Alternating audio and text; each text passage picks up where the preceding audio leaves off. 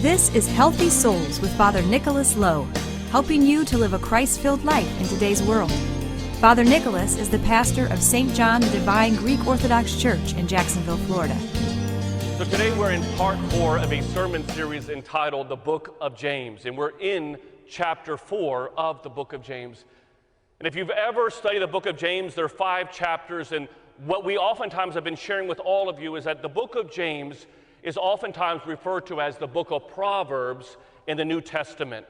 It is a very practical Christian faith book. And if you're looking for some practicality in your own Christian faith, listen to me, I would encourage you all to look and read these 5 chapters that you find in the book of James. And today I want to begin by just simply talking to you about turning from being scattered to being gathered. We love to be with people. God has created all of us to live in a relationship. We love to give people hugs.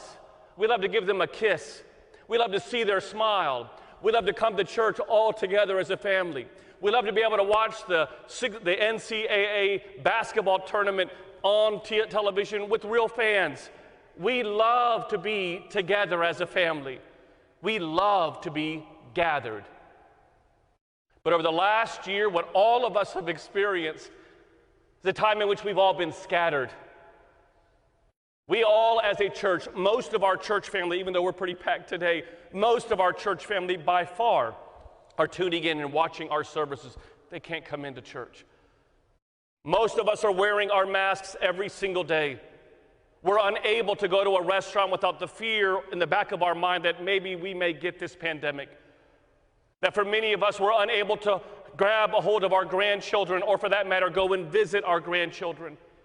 We are living in a scattered society. And what you all need to know, church family, is that when we are scattered, we will compromise.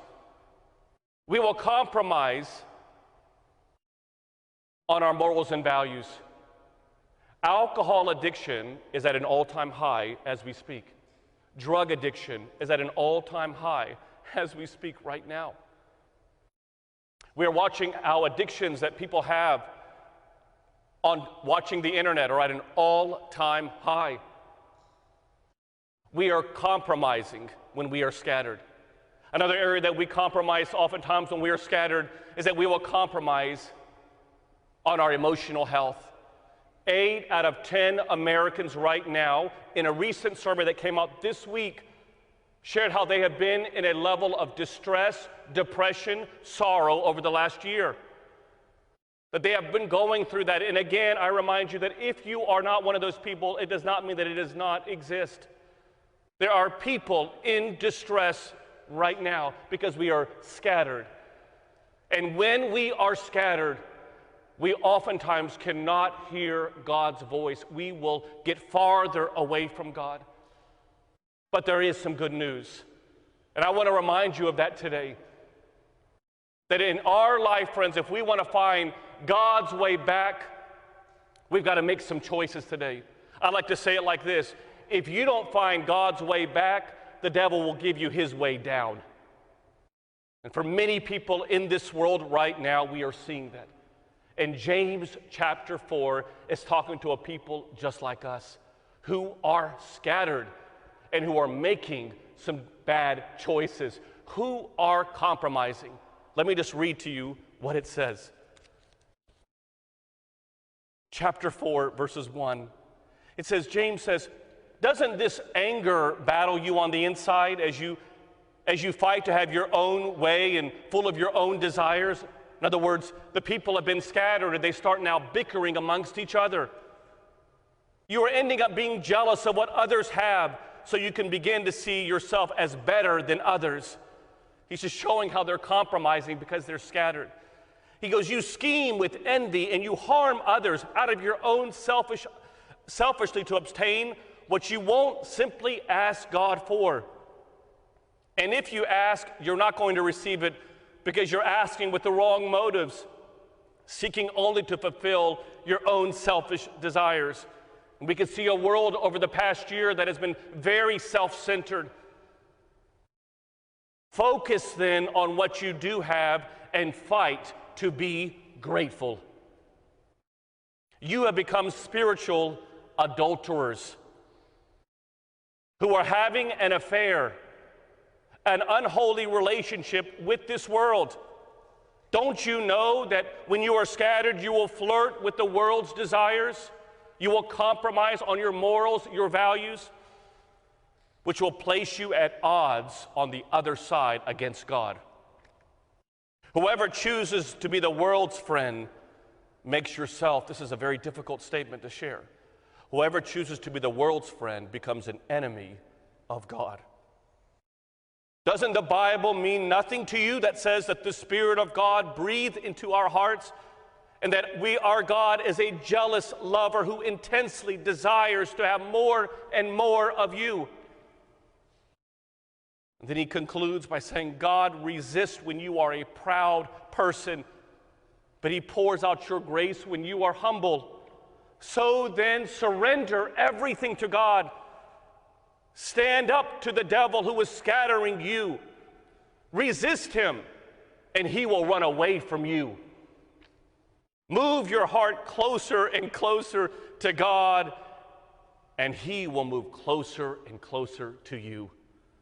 I love that Bible verse. Dear friends, as part of God's family, then never speak against another family member. For when you go after and you speak negatively about your brother or your sister or a family member, you violate God's law. And your duty is not to make yourself the judge, for you are not the judge. We have a judge who gives the law of love. But do your best to obey the Bible and the Scriptures. There's only one true lawgiver and judge, the one who has the power to save and destroy. So who do you think you are to be to go around judging your neighbor? He was talking to people who were scattered. And I just encourage you to be able to recognize that we too, when we are scattered, when we leave, that we too can make some awful choices. And so how do we come back? How do we turn from being scattered to being gathered? You know me, I've been your priest for 13 and a half years. And I'm all about sharing with you practical Christianity. Because if you can't take what I'm sharing with you today and apply it tomorrow, then I'm not doing my job. So let me give you 3 ways that I want to encourage you to turn from being scattered to being gathered. Here's number 1. Is that we turn from being scattered to gather by being appreciative. When we go around being thankful. If there's 2 words that all of us at times over the last year, we've all found ourselves saying, 2 words that we're constantly telling everyone else, are these 2 words. I wish.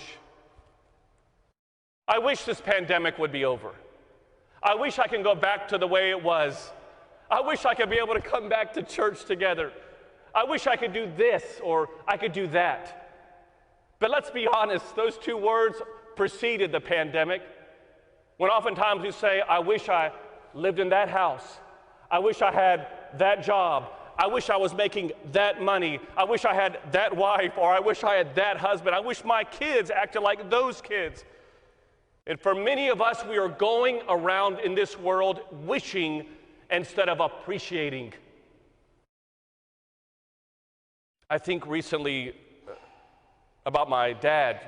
I remember when my dad was sick, I used to love to leave church after work and go to my mom and dad's house. And I used to love to just hold my dad's hand. And, towards the end of my dad's life, he was not communicative. He was very, very tired. And I would sit there and just rub his hands over and over again.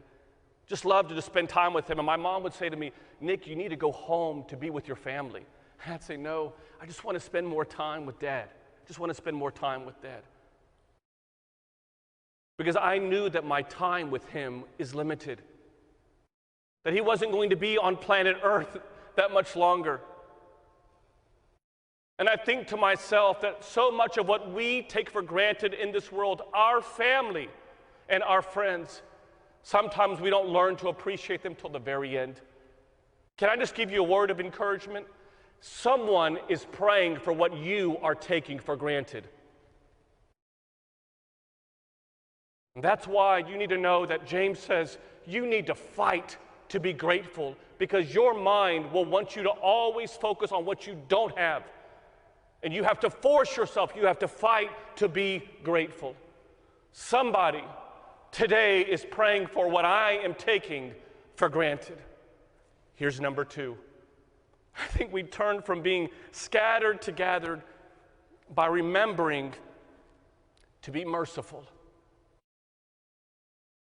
You know, we're in this world right now, church family, where it's so easy to hang on to unforgiveness, to hold on to anger, to hold on to resentment. Many of us are journeying in our life rehashing the previous chapters of when people upset us and offend us. Can I just tell you, church family, you will never have peace in the present if you keep rereading the old chapters of the past. And for many of us, we need to be reminded, let it go. Many of you may remember years ago, my daughter Gabriella was invited. Well, she wasn't really invited. She came along with me as we were being interviewed on Channel 12 News. And we were on this talking about how Christians were battling oppression and being persecuted all over the world. And it was right at the time where that movie Frozen came out.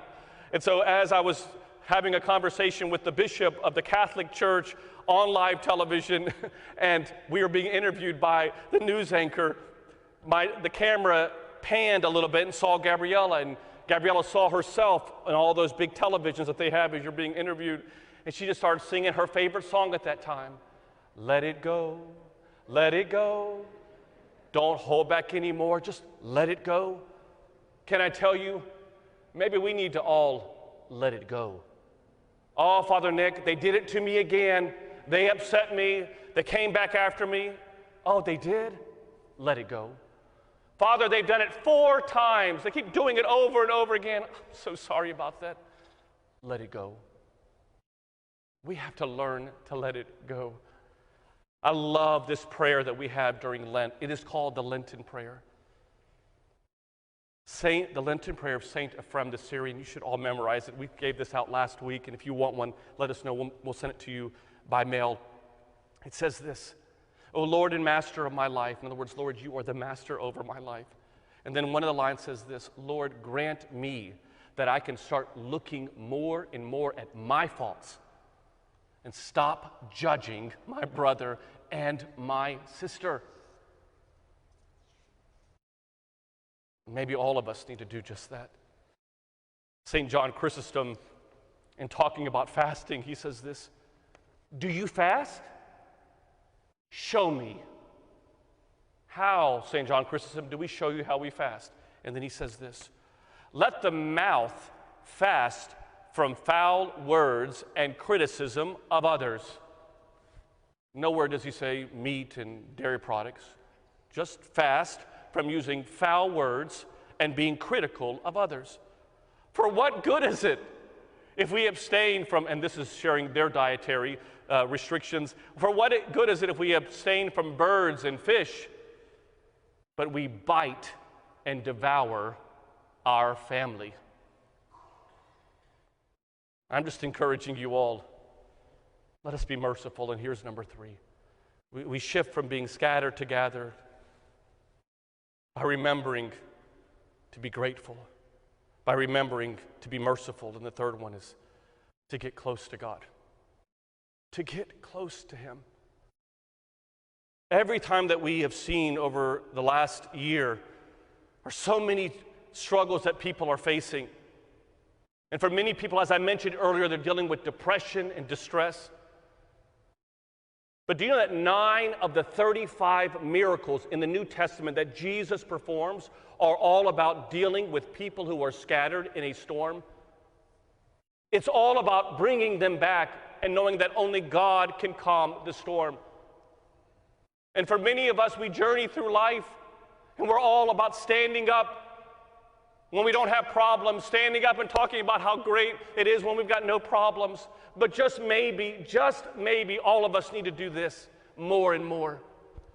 That way we could travel the 22 inches from where our knees hit the ground and say, Lord, I need you. I am in distress. I am feeling scattered. I need you. Because that is what Lent is. Lent is you putting a coup on you.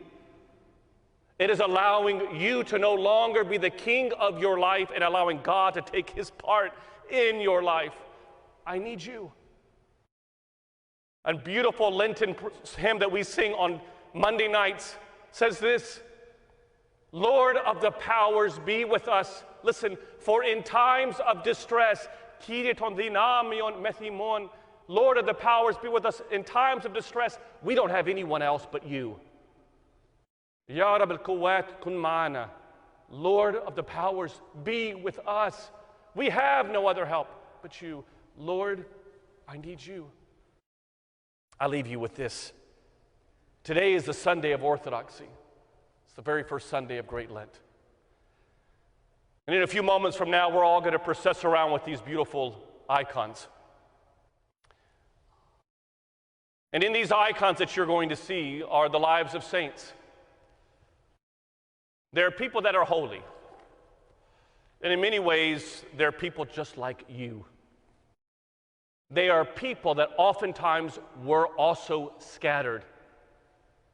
And that the reason why in the Orthodox Church we have icons, and eventually in this church we will have icons over all of the wall, is not beautiful artwork. We're not coming to a museum. We are coming and watching, as the book of Hebrews says, and we heard it beautifully read today, is that we're coming into the stadium of faith. And that we are going to look at all of these people who, just like you, were going through a period in their life in which they were scattered, they were being persecuted. In the Orthodox Church, the iconostation was never tall, as we sometimes believe it is. The early Orthodox Church iconostation was low, just like this. And eventually we will have a tall icon screen. But do you know why? One of the reasons why they wanted to have a tall icon screen like we had in our old church is because you would always be able to look at people who were scattered and then became gathered. And maybe, just maybe, as you look at these icons today, that they don't become just simply saints that you just look on a piece of wood, but they become a mirror of who you are called to be. That maybe, just maybe, they can inspire you by their life to follow what God yearns for your life. That just maybe when you look at that mirror, you're like, well, I'm scattered, but I need to be gathered. And my encouragement for all of you today is to turn from being a scattered to gathered by being appreciative. Someone is praying for what you're taking for granted. To go around and be merciful. I would rather be someone who loves too much than to be someone who judged too harshly. And that I would go around moving from being scattered to being gathered by drawing close to him, because when I get close to him, he gets close to me. If I do not follow God's way back, the devil is going to show all of us his way down. We invite you to join Father Nick and his wife, Dr. Roxanne Lowe, on the second and fourth Tuesday of every month for their Healthy Minds, Healthy Souls call-in show at 8 Eastern, 7 Central on Ancient Faith Talk.